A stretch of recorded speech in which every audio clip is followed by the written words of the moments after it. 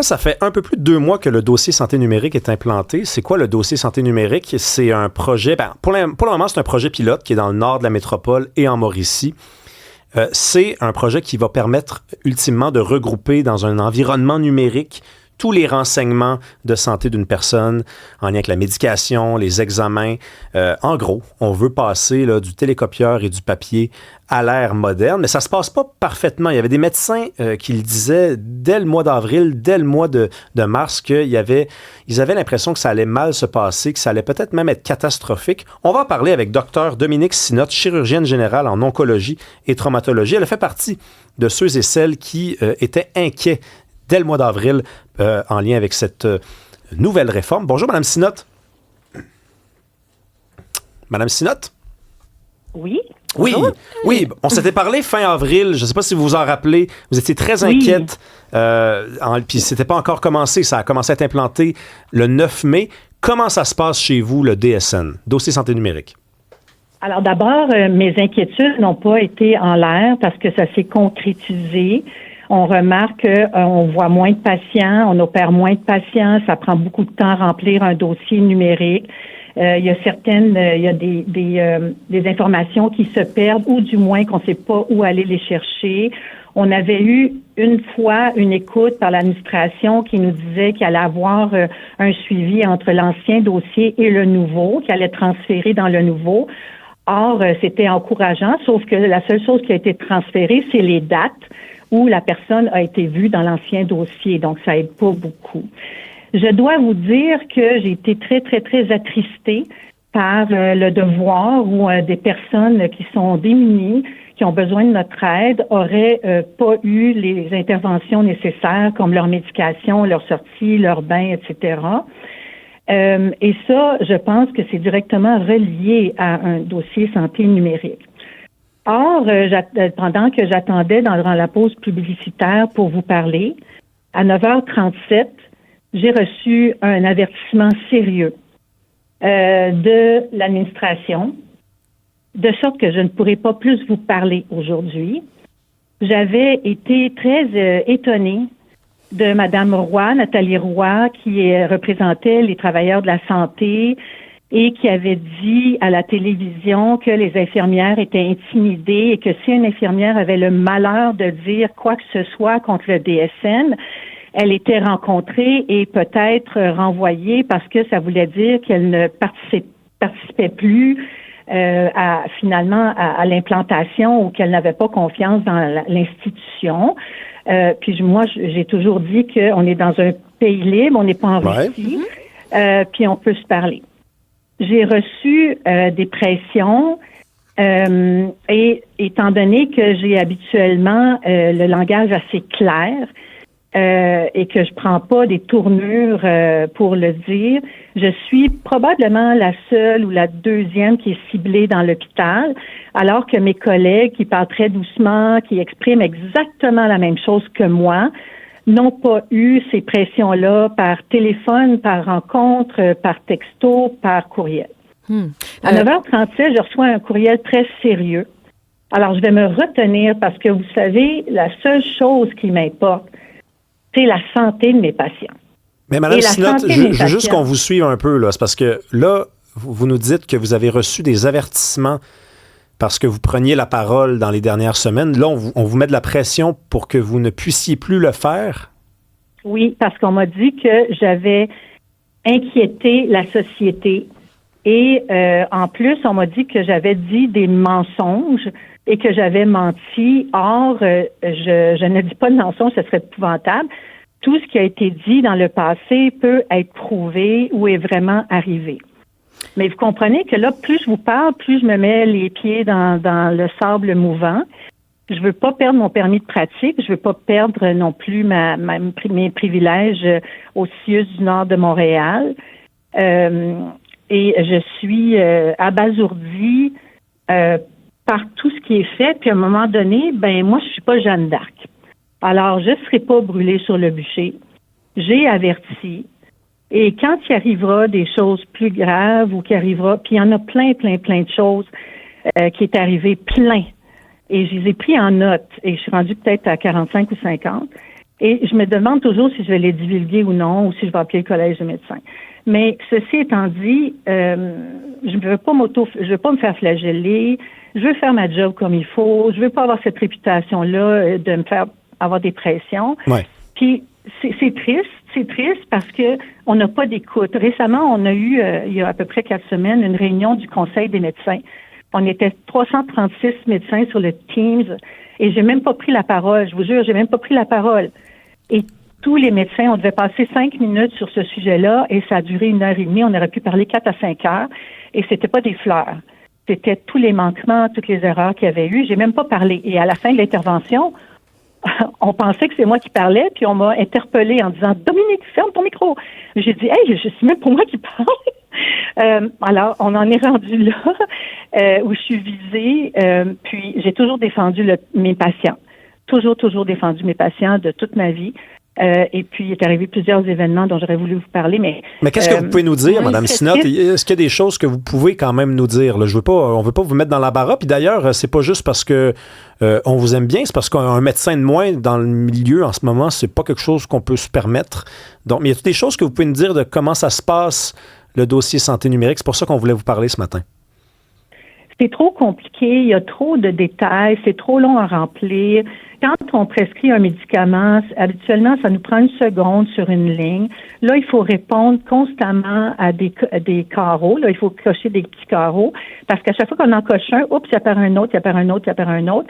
Et puis, c'est toutes sortes de questions qui nous semblent à nous inutiles, comme combien de temps vous allez le faire? Ça va-tu durer longtemps? C'est-tu à répéter? Est-ce que vous allez le faire aujourd'hui? L'as-tu déjà eu après? Or, à un moment donné, ça suffit. Donc, prescrire un seul médicament, il y a à peu près 15 clics à faire.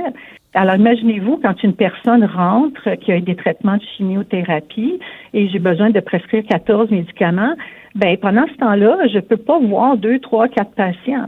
Et il y a un épuisement qui va arriver parce que moi, j'étais de garde pendant 24 heures samedi, mais j'ai fini ma garde dimanche à midi. Parce que faire les dossiers, c'est trop long. C'est long. Puis tout le monde, qu'on vienne pas me dire que c'est de l'âgiste, comme on m'a dit dans une réunion. Moi, je suis une championne là, de l'Internet puis de tout ce qui est AI et tout ça. Et puis, j'en voulais un dossier numérique. En fait, j'en voulais un. Ben oui. Pour. J'étais absolument pour. Mais là, je me rends compte que ça nuit à notre fluidité, puis on sort avec un mal de tête. Puis là, il y a eu, la semaine passée, on n'a pas eu de résultats, mais on nous a averti qu'il y avait eu une tournée de centres hospitaliers par l'administration. Mais moi, je pense pas que quelqu'un va se lever de son siège puis dire que c'est pourri à mort. Je pense que les infirmières, ils ont peur comme moi, puis ils ont dû dire, ouais, ça va mieux, tu sais, du bout des lèvres. Fait que je sais pas ça va être quoi leur rapport, mais moi, j'ai pas l'impression qu'ils vont s'auto-pendre ou s'auto-flageller, là. Mais regardez, moi, là, c'est plate, mais je suis plus capable. Je suis plus capable de prendre ça, puis c'est désolant. Ben oui, on sent votre émotion et puis merci de témoigner aujourd'hui, même si je sais que maintenant vous dites que vous ne pouvez pas dire les choses. Je trouve ça extrêmement grave en fait parce que c'est une forme d'intimidation là, quelque part. Là. C'est quelqu'un qui parle de la situation sur le terrain. Je pense que c'est inadmissible. C'est tout simplement inadmissible. Puis il y en a qui devraient être très gênés en ce moment. Puis c'est certainement pas vous.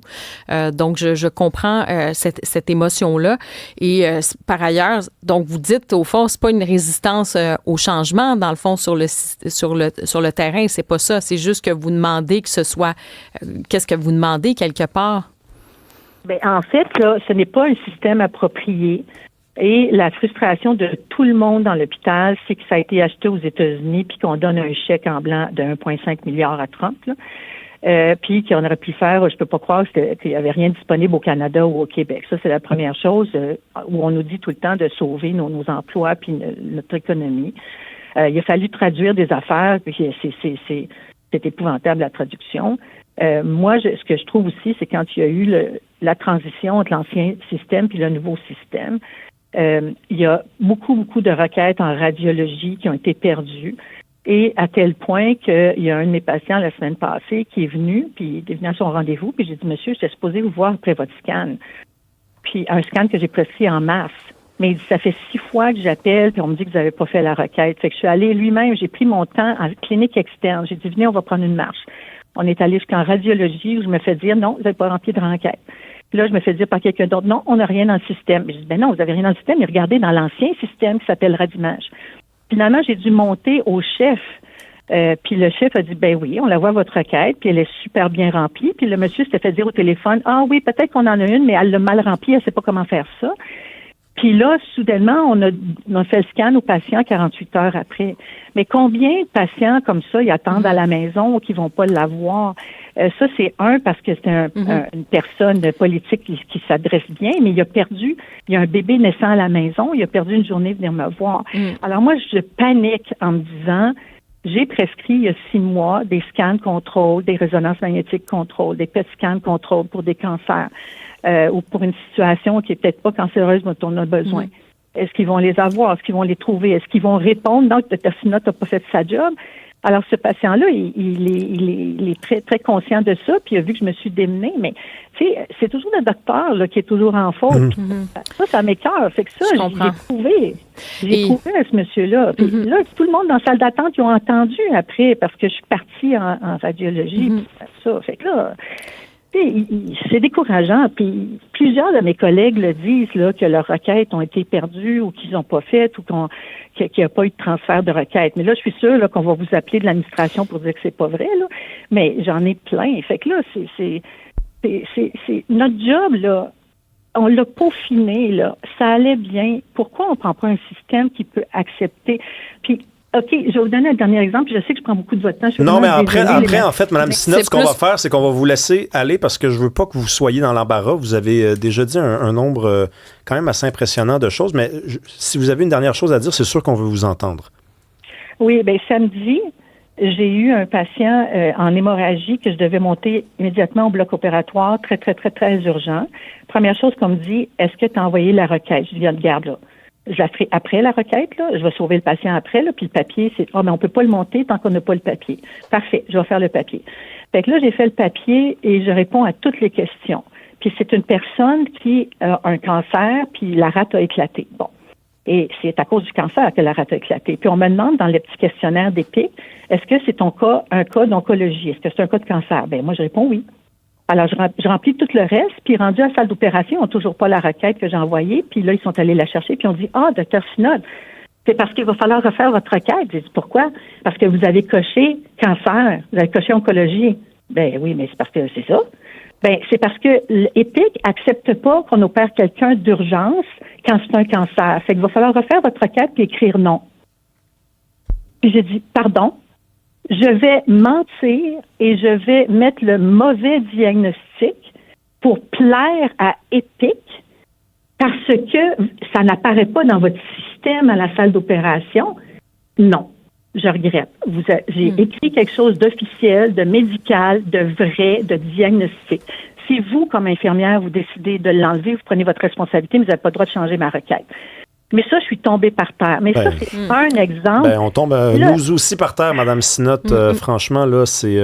écoutez, merci beaucoup d'être... merci beaucoup. Désolée. Non, ne vous excusez surtout pas. Merci beaucoup d'avoir eu le courage de prendre la parole ce matin avec nous. On va continuer la discussion, Karima Brick. Merci beaucoup, Mme Sinotte. Merci, Dr Sinotte. Merci, bonne journée. Merci. Bonne journée. C'est grave ce qu'elle rapporte, Dr Sinotte. Elle n'est pas la seule. Et on rappelle quand même, juste au Québec, il y a une loi là, sur les lanceurs d'alerte. Avant de prendre la parole comme elle l'a fait ce matin, il faut d'abord s'adresser aux autorités. Il y a toute une procédure à suivre. Elle semble avoir communiqué assez clairement ses réserves, ses reproches aux autorités compétentes. La loi sur les lanceurs d'alerte, ce qu'elle fait, c'est qu'elle vient garantir la possibilité pour les gens d'ensuite prendre d'autres moyens pour passer des messages. Quand les autorités ne nous écoutent pas, ne vous écoutent pas, on sert à ça ici, nous qui faisons de la radio, pour vous donner la parole. Ben oui, parce que là, il y a comme une forme de... On la sentait, et c'est normal, là, on le serait pour moins que ça, très fébrile dans la mesure où elle a l'impression que là, tout se retourne contre elle. Son univers est comme bousculé, puis on la fait paraître comme étant finalement le bouc émissaire. Ça permet de mettre la lumière là-dessus plutôt que sur les vrais problèmes qu'elle décrivait qui sont graves. Enfin, il y a vraiment des enjeux. Et d'ailleurs, il n'y a pas qu'elle. Tu mentionnais, c'est ça l'affaire. Tu sais, quand on regarde dans l'article du devoir sur le déploiement du dossier santé numérique. On en parle aujourd'hui là, sur la question notamment de 80 patients selon Santé Québec Nord de l'île. Il y a des enjeux là, des patients, par exemple, sur les routines de lever coucher, l'administration de médicaments qui n'ont pas pu être rendus. Donc, il y a quand même une vraie réalité. On voit qu'il y a eu des ratés. Après, bon, est-ce qu'on va essayer de faire passer ça sur la résistance sur le terrain, puis il y a des médecins qui veulent pas changer, tu sais, il y a ça aussi. Mais moi, je trouve que cette liberté-là, écoute, on est supposé être dans un pays libre, de liberté d'expression, où on n'est pas là pour... C'est pas une question de pointer des gens, c'est on pointe un système pour l'améliorer. T'sais, si on veut le passer, cette étape-là, effectivement, il y a peut-être des points. Écoutez les gens qui sont sur le terrain qui vous disent, bien ça, on le sait de toute façon, quand on déploie quelque chose de numérique, c'est normal qu'il va avoir, je dis c'est normal, c'est plate, mais c'est normal qu'il va avoir des problèmes, des ratés. Et c'est pas de dire, vous êtes tous des pourris, c'est pas ça le point. C'est juste de dire, on veut améliorer les choses. Ça ne fonctionne pas. Regardez, il y a eu cette réalité-là, c'est grave, il y a telle chose, il y a des enjeux en lien avec des patients en oncologie. Ce système-là n'est pas logique. Il y a telle manœuvre, ça ne fonctionne pas, telle chose. Vous nous compliquez la vie.